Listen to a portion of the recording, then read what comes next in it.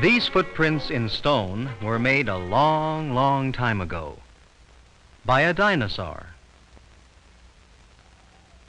And these footprints in the snow were made just a minute ago by a boy and his dog. These hoof tracks were left by a deer. And these bushes, with the parts eaten off, are a sign that deer have been eating on them. Indians depended on wild animals for much of their food. To help them find their prey, they studied the tracks and signs that all animals leave behind wherever they go. Animals leave tracks in snow, on the sand, and in mud. Some other signs animals leave for us to see are chewed twigs, bits of fur, nutshells, cocoons, and eaten leaves.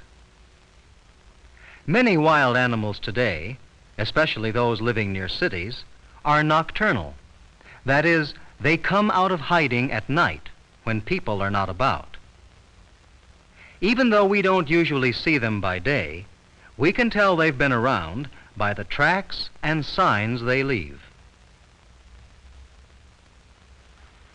Have you ever looked around your backyard to see what animal signs you can find? In the curled cabbage leaves, Sue has found aphids. Aphids live on leaves.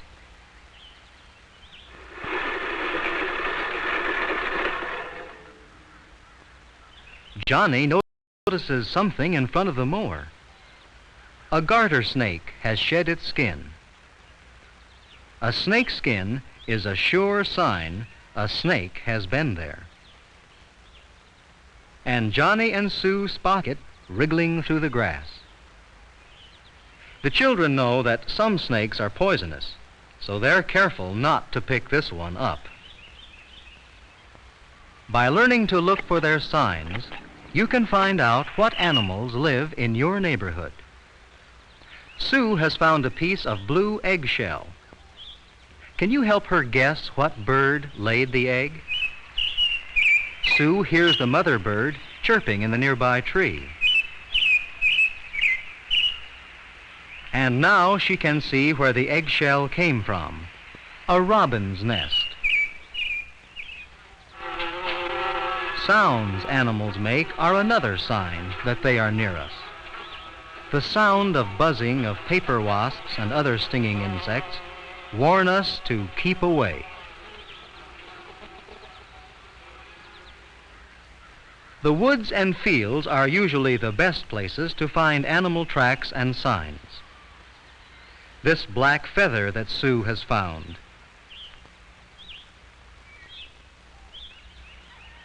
This nest high up in the tree.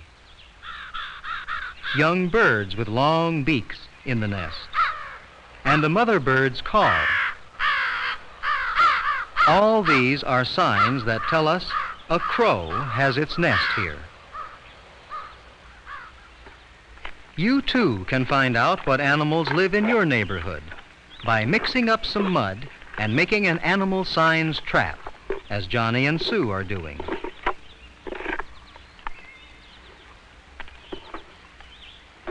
After stirring the mud until it looks like soft ice cream, Johnny and Sue take it to the nearby woods.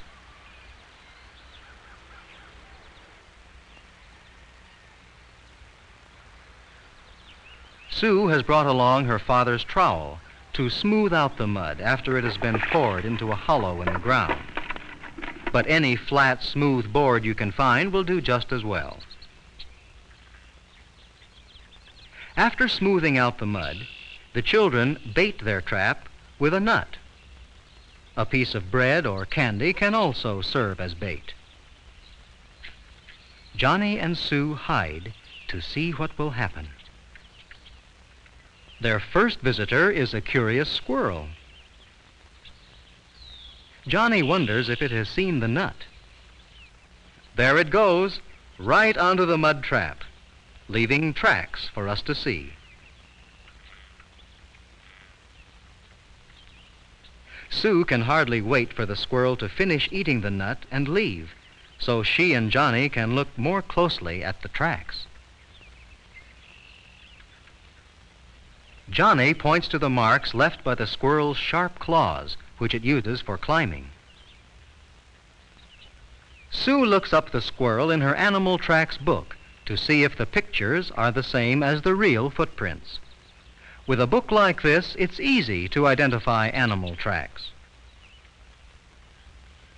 Before going home, they smooth out the mud again to see what animals might visit their trap during the night.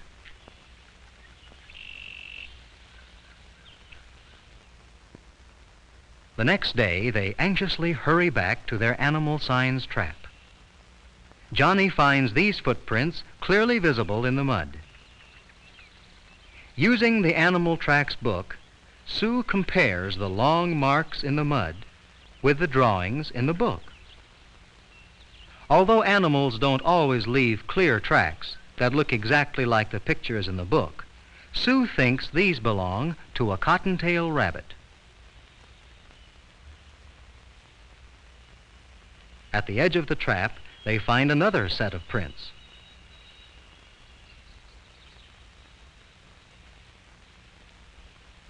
They can tell these tracks belong to a red fox. Johnny and Sue imagine that a hungry fox, with its good sense of smell, had picked up the trail of the rabbit as it ran through the woods. The rabbit easily crossed the mud trap and was soon followed by the fox. Do you think Johnny and Sue guessed right?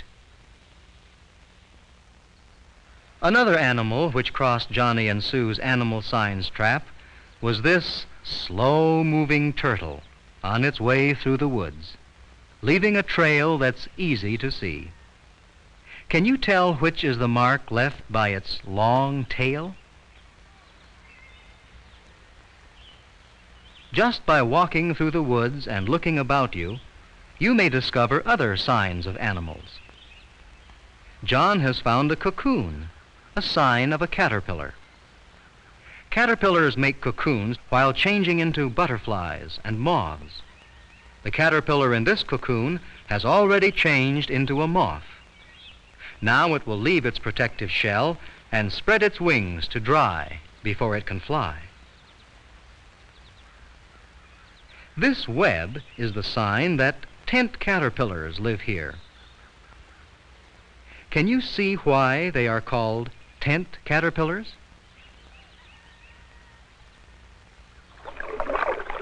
Many wild animals build their homes by ponds and streams.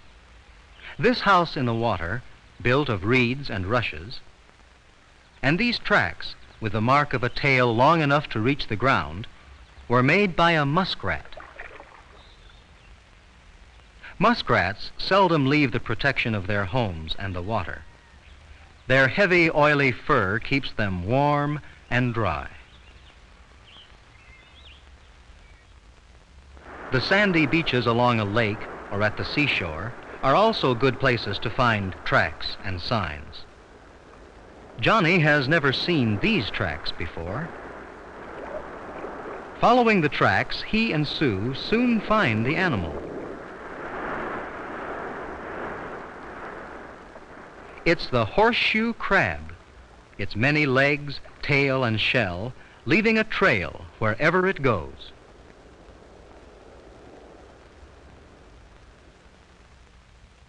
The next time you go for a walk, look around. Perhaps you can find these tracks and signs. A garter snake skin, rabbit tracks in the snow or mud, crow's eggs, a mole's burrow, or even a squirrel's den.